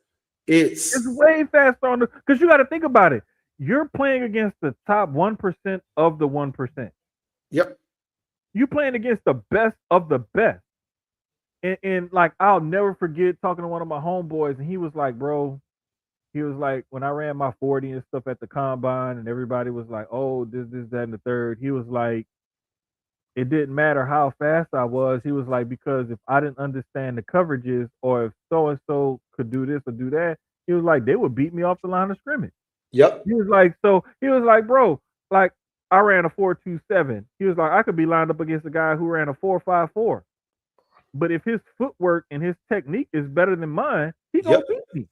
Fat that fast don't mean nothing. That just means if as a wide receiver, all right, cool. You ran a let's hypothetically say you like you just said a 4.27, right? Mm-hmm. That's amazing. He fast as hell. But if Mm-hmm. he can't run routes, and let's say he's not even that tall. Let's say he's 5'10, 5'9, Mm-hmm. 5'10, right? And he's going against a corner that's 6'2. And all he can do is run fast, but he ain't got hands. You blew past him, but then what? I'm gonna put the ball out there and you're not gonna catch it. Bro, we used to talk about it all the time, and he was like, because we both like bigger, more physical receivers. Me That's too. like our favorite prototype of receiver or whatever. And he was like, All I uh, all I recruit on college football is like 6'3" and up. Like if you're not six one of three, the we can't talk. one of the guys I remember he used to talk about. He was like Julio was like just a fucking freak of Man, nature, but he was like AJ Green, Julio, T.O., of course Moss. But it was guys like that were AJ like big Brown's, and physical and could run. Terry He was like, McLaurin's. those are the ones that get. He was like, the smaller guys. He was like, it was a matter of jamming them good enough to where you could stay with. Yep. But he was like the bigger physical guys that could run a little bit. He was like, those were the ones The that like gave. T.O.'s, the Yeah, Ocho, even Ocho. And Ocho won't big, but that Ocho was footwork, oh my tall. God. He wasn't like a physical guy, but he was 6'2", and his footwork and technique was impeccable. That's what set him apart. And that's like it's the same thing like in the NBA. If I see a guy shooting 40% from three in college, I'm like, okay, where is he shooting those threes from? Is he shooting that right up on the line, or is he shooting it a couple steps back from the line? And like that's why I love some of the analytics now where I can see, okay, if I see a guy in college is shooting 37, 38% from three, but he's also taking the majority of his threes, like from 22, 23, 24 feet. I'm like, Hmm. okay, he's not taking his threes from that 19 feet, 9 inches or that 20 feet. You know what I'm saying? He's taking them a few feet back. Megatron. Yeah.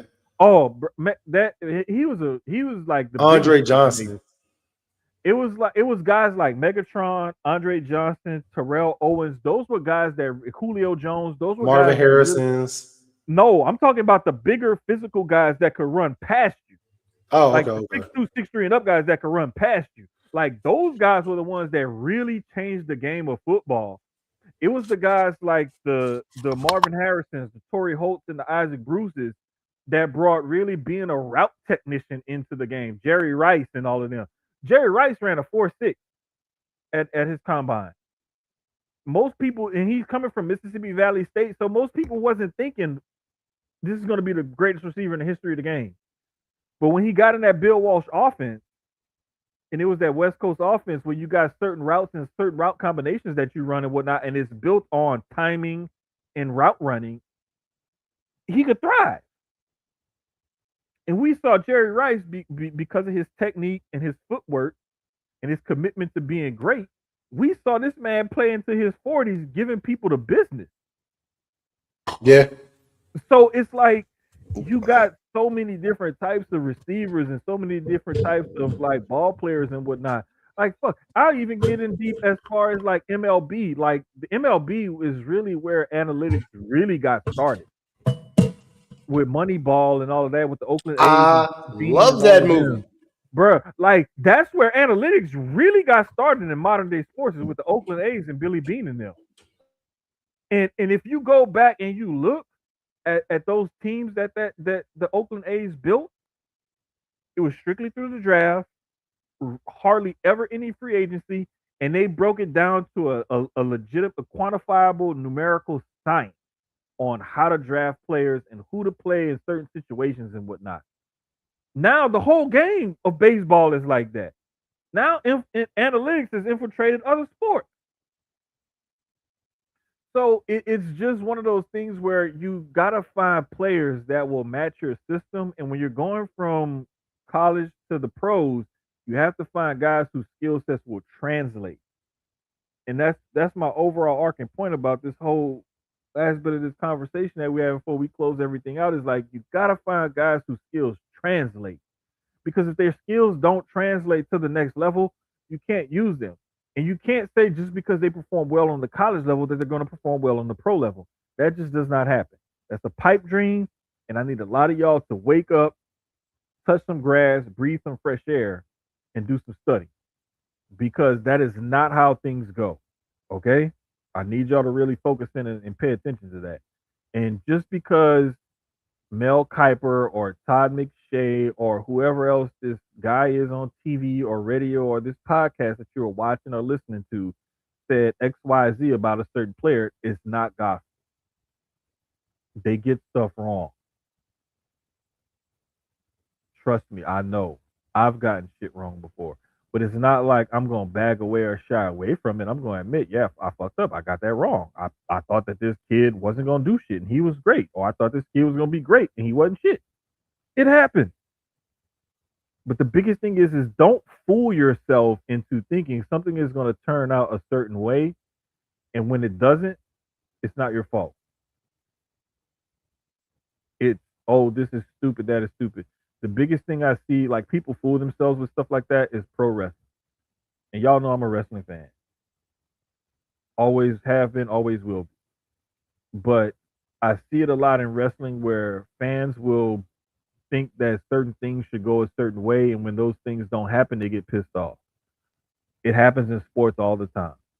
Fans think that, oh, we got this guy and we drafted this guy and this, that, and the third, and it should be this, that. No, it doesn't always happen like that. It doesn't always happen the way you want it to, or the way you feel like it should, or whatever.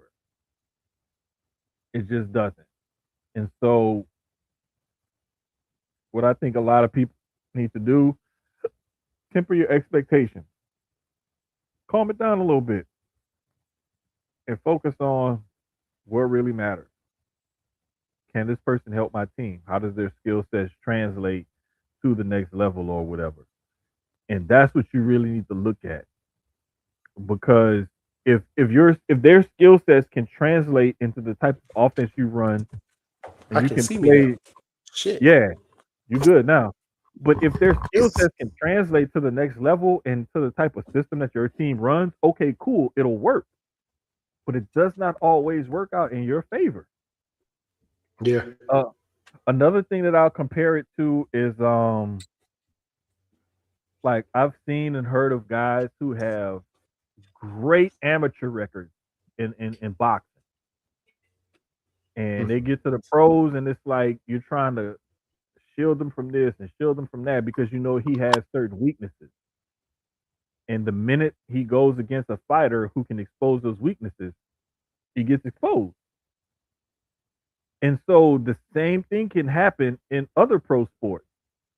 If you got a running back who's not good in pass protection and he's and the team picks up on that and they're like, oh shit, this guy can't pass protect on third down. He's not going to be getting on the field very much on third down. If you got a guy who cannot defend the pick and roll in the NBA, teams are going to find that out and they're gonna exploit that. And so it's just one of those things, man, where I tell people all the time, it's about the translation of your skill set from the amateur level to the pro level. And if you can make that work, cool. If you can't, you fuck.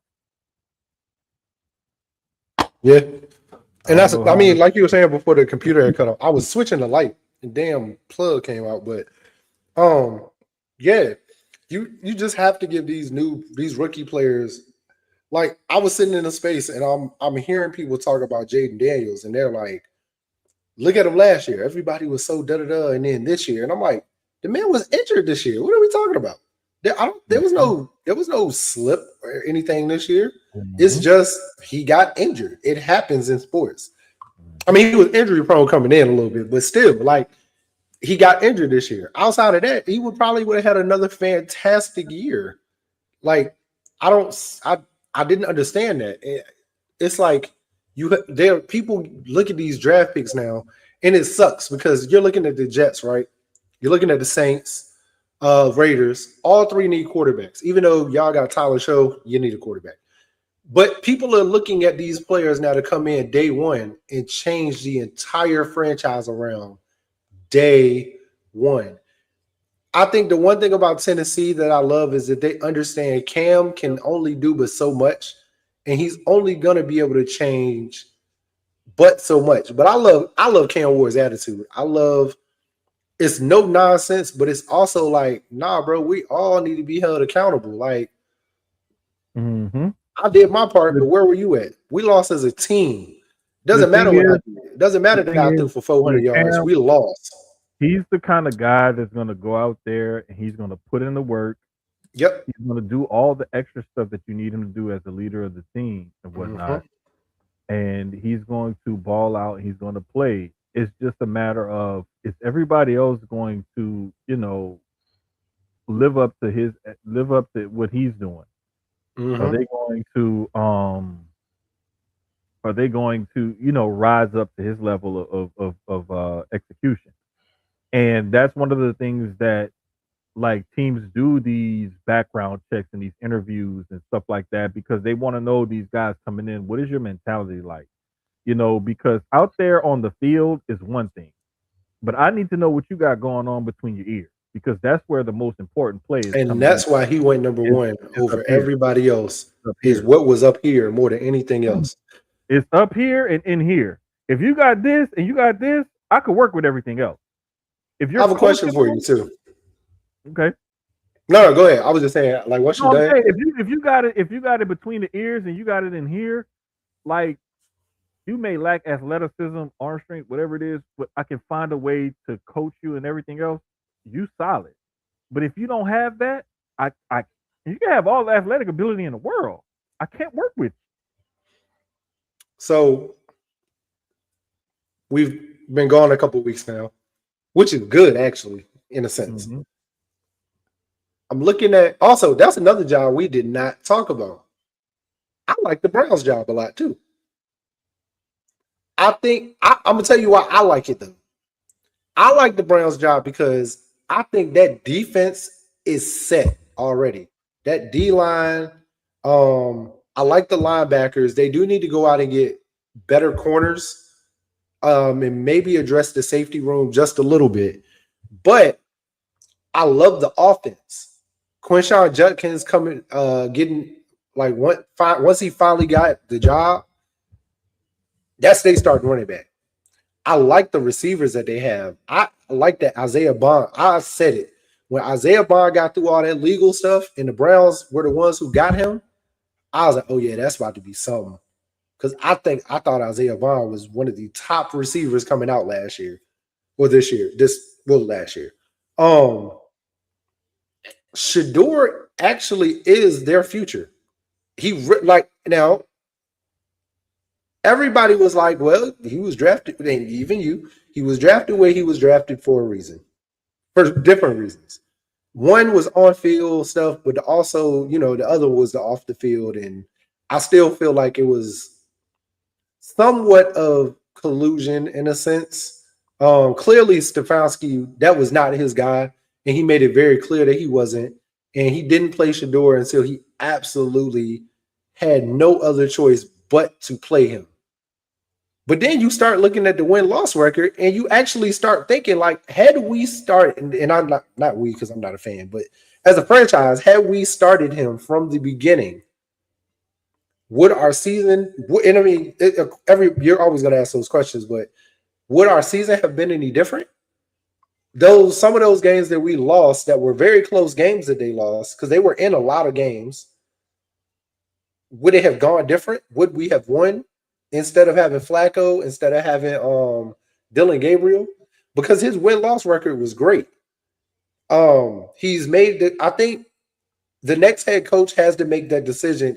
Are we going to stand with Shador and ride with him going forward with what he's already starting to build with the offense, and with the team in general? Because even the defense is with him. Like when you got your top player on your team, not just the defense, but your top player on your team, your number one guy on your team, is his biggest advocate. Do we stick with the young boy and build his confidence up more of what he can do with that offense? Or do we start looking at, because you got to also remember, Mr. Nasty Man will be back next year.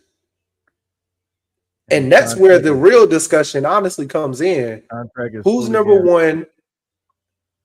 That job is not attractive to me because I don't want to have to deal with the headache of the quarterback situation. I That's don't the give, only part of it. I don't give a fuck about that defense. The quarterback situation is the worst, and that you're not in a position to draft one. Gabriel You stays at don't number have enough two. money to sign one, and I it's like, think what the fuck do we do? I think Gabriel stays. Gabriel moves to three. I think Deshaun gets the job back if he's fully healthy, right? And this is my opinion. I think Deshaun gets the job back initially, but you keep developing Shador because you can keep developing him without him actually being on the field. If it's the correct coaching staff and all of that, he can still be developed correctly without actually being the number one quarterback. So you give the job back to Deshaun, but also with Deshaun understanding that you are now a mentor. You're that bridge player between you moving on from us and then Shador moving in after this season or 2 seasons or whatever. You know what I mean? Hey, But it has to be the correct head coach. Deshaun has to buy in, and Shador. I think Shador is fine regardless. No matter what moves, I can tell he's happy to be here right now. He I'm gonna knows put it who to you he like is and this: what he is. that Cleveland job, I'd rather take the Arizona job before I take the Cleveland job. I don't like the Arizona job. I I don't, and think, I can't stand Arizona because of the owners. But it's like shit. yeah, I don't like that Arizona job at all. I I don't think like it's, neither one of them jobs, but I but think I would take I like, Arizona before I take Cleveland. it's weird. I like Arizona's offense. I think Trey McBride is, oh my God, he's amazing. I love him at That's what tight I'm end. saying, I bro. love their If running you back get room. They got three good running listen, backs. When they're healthy, they really got three really solid running Connor backs. got hurt for the fucking season, like in the second game. I know Yeah, because I had him on my fantasy then your team. second string quarter running back gets hurt. Then your third string. Like, Exactly. So bro, it was like, but when each one of them came in, they balled out. Like, I think hey, you have Marvin Harrison Jr. You got Cadillac Marv. You know what I mean? You got you got Maserati Marv. I'm sorry, not Cadillac. You you got could Maserati Marv. They have a lot. you got stuff to work with You just there. have to look at that quarter. I mean, I ain't gonna say it's a bad quarterback situation, but you really have to look at the quarterback situation over there and decide what to I do. would take the Cardinals quarterback situation over the Browns. I mean, yeah, if I'm a coach that, so it depends on what type of coach you are. It just depends. Are That's you true are too. you a That's true rebuilder too. or are you come in and just tweak and fix? Because the Browns' job is a rebuild. I think they have to be careful. I like Raheem for that job. I can't really explain fully why. But also, I was talking to me and Jeff was talking about this right before I had, was getting ready because me and him was talking, and he said something that made so much sense. Raheem really is just he's a D coordinator. He's really just a coordinator. I don't think he's a head coach. He's tried it a couple times, and he's a coordinator. Either Who that or that? he's gonna Raheem, the Atlanta coach that just got Raheem fired. Morris? Yeah, I Oh, think he's it's a bridge interesting. coach. I think he's also a bridge coach. Like I you bring think him in right before you hire the coach you really want, I think like I that type think thing.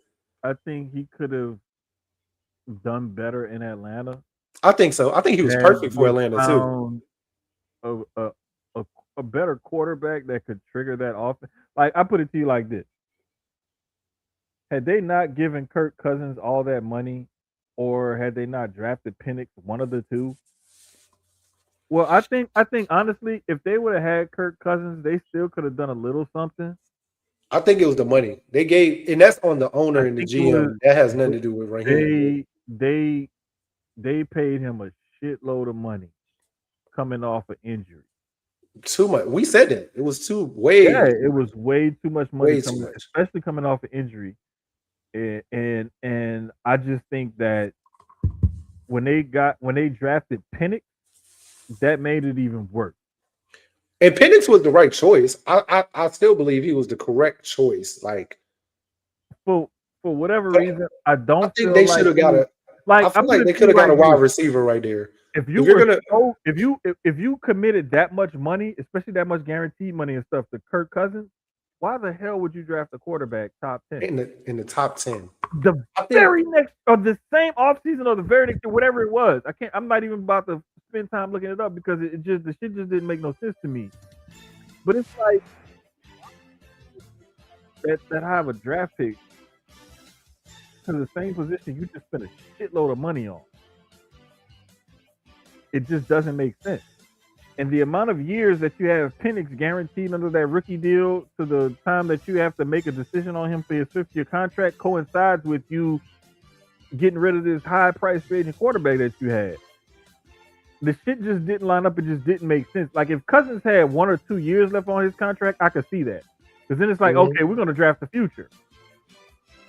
You just signed this guy. Like it was a waste of resources. Trust me, as a Saints fan, I was happy that they did some dumb shit like that. But at the Because I same feel time, like I'm gonna be honest, and I'm looking at it right now real quick. We had Michael Penix at 8. You had Roma Dunze, who was the next pick at number 9. You could have went out and got another receiver to go with Drake London. Like if you already are paying a quarterback that much, you have your quarterback. the other thing You could have was went is and got Roma that Dunze. that It team won't had no other wide Worthy, receiver after him. Brian but Thomas Jr. but it went was the thing. 23. But this was my thing. They needed defense. Worthy went 28. Yeah, they could have went defense also because right after that, uh, who's the next defensive player that came off after him? Latu. Latu went to the Colts, the Mhm. edge. You had Brian Murphy from Texas, the D tackle that went 16. Dallas Turner from Bama went to Minnesota. He's an edge. Jared Verse went 19. He could have been in Atlanta. I remember Jeff kept saying that's who we wanted. You had Mhm. him. Chop Robinson from Penn State went to Miami. I mean, it just depends on where on the defense. We took Kenyon Mitchell at 22. I'm so glad we did. Like I said, you had Terry and Arnold went to the Lions at 24. It was a lot of defense that went after that in different ways you could have went. Also, it was a lot of offense. There were some Hey, key offensive listen. players that went. Uh, they could have drafted the same tackle out of Oregon State that the Saints drafted. They could have had Yep. Fuega. Byron Murphy, the tackle that the Seahawks got. Yep. I mean, bro, it was There's some so many players. different ways they could have went other than quarterback after you just Listen, paid a man. quarterback. Like Listen, I get it, listen. but unless you're gonna stash that quarterback, anytime you draft a quarterback top 10, the fans are gonna be like, oh, okay, cool. He the future. They're gonna go look at Exactly. him and they're like, I like him. Why is he not starting? And he's a black Exactly. quarterback in Atlanta. Yeah. To me, I'm gonna put I it gotta to go you like back from to the beginning and watch your trade. I know you said something about Trey Young. Oh, no, I love that it's trade. the whole thing was. I I love think that there's gonna trade. be some other stuff involved. I can't. I haven't seen if there's other stuff involved. If there is no draft picks involved, And it's just a straight up 2-for-1. it's a horrible trade. Hey, I'm gonna be honest. I think, Horrible. well, I ain't gonna say horrible. I'm gonna tell you, Atlanta gets off of his contract and both win in a sense. No, but see that was the thing that I said. The only way I will let the Hawks off the hook is if McCallum and Casper are on expiring deals and they find another deal for them to trade them or they buy them out or something and they just have a shitload of cap space going into this offseason and they have a plan for how they want to spend it. Yeah. That's the only way Okay, I'm cool. cool with it because Okay, now cool. it puts you in the sweepstakes for Giannis. It Because puts you listen, in the no, it but puts this you in is the the sweepstakes for a lot for Atlanta. I think moving off the Trey Young contract because those other two contracts are clearly less than what his is in a sense, or at least they might I equal up don't to it or I something don't like feel that. like I I don't need to look feel that like up later, but I hold on, don't let me see feel if like Adam they if have the ammo to trade for a Giannis unless they start trading draft picks. nah, and Giannis has two. How many more years? I think it's too. I think it's this year and next year, if I'm not mistaken. I can't remember. I gotta look it up again. But my only thing is, I just he Trey Young wanted to go to Washington too. which is what I like. But I remember in the group chat, I said at the house, I actually do like. I don't think Washington is like the way he was saying it. Like, oh, you go to Washington, they trying to kill you. Like you go there to die. That's not the thing anymore. I like a lot of what Washington has. I like Sar at the at center. They have the correct pieces, and Trey Young saw something. For him to say, "Hey, that's where I want to go," he could have went. He could have said he wanted to go to LA to, but either LA team, Houston. He literally clearly the way Atlanta was moving, they sent him where he wanted to go. Right? He could have said he wanted to go anywhere in the NBA. It's He like I said said earlier. Washington. He I went love from it. the team that was on the fringes of making the playoffs to the team that has Uh-huh. the fourth worst record in the league. Which is crazy. But that I think, but see, I think with Trey, he's putting that on his back. Like, I'm about to come up here and we about to turn this around. And I think he could. I like the young pieces that they have. You got the big man, now you got the point guard. You got the pieces in the middle because I like oh my god, what's the light skinned dude with the hair? I think he's small forward, I believe. I don't watch a lot of Washington basketball, but when I And I'm do, trying to think about it. I don't know if they. I don't think they still have. No, they don't have. They don't still have Kelly Oubre. nah. Well, hold on. Who the Wizards fuck? roster. Here it goes. Okay, here we go. Because CJ McCollum's gone now. Because he was in the trade, right? Mm-hmm. Okay, so you got I like Alex. It's Keyshawn George. I like Keyshawn George a lot. Oh yeah. Now I don't remember who you're I talking about. Now I remember who you're talking about. and if you Okay. look at this roster, I love it. I like Alex Sarr. I like Keyshawn George. Bilal Kalube has been balling. Chris Middleton is the right bet. Um, I like Trey Johnson. Who else got traded with CJ? You said it was CJ and Casper. They oh got the Kispert. rosters right Oh, now. Yeah, they I'm got the looking at rosters it. Kispert can on go. ESPN. Now here's the thing. I like the young starting This pieces. is They need to shore up their bench I more. I don't I just feel Cam like Whitmore that is a dog. I like him too. he Bub he Carrington. shoots too fucking much, man. Cam Whitmore is a black hole. But now you got Trey. And I think, like I said, I like him paired with Sar, Keyshawn, Trey Johnson, and Chris Middleton. Middleton's going to be a good bridge piece, but I like him and Alex Sar the best. That center guard, having the correct center guard, Trey likes to throw alleys. Sar like to go up and get them.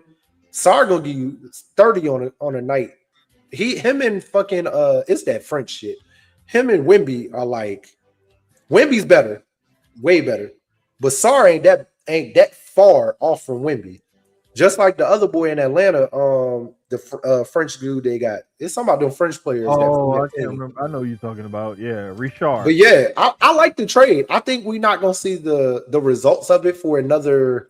It's not gonna be this season. Clearly, it may not even be next year. It's gonna be that third year, unless they make other moves this season or next season, like in the off season or whatever. I don't think we're fully gonna see the results of it till year three, but it could be year two. I like it. And again, the fact that he wanted to go there says that he sees something in them more than anybody else. We'll see, man. We'll see how it all plays out. But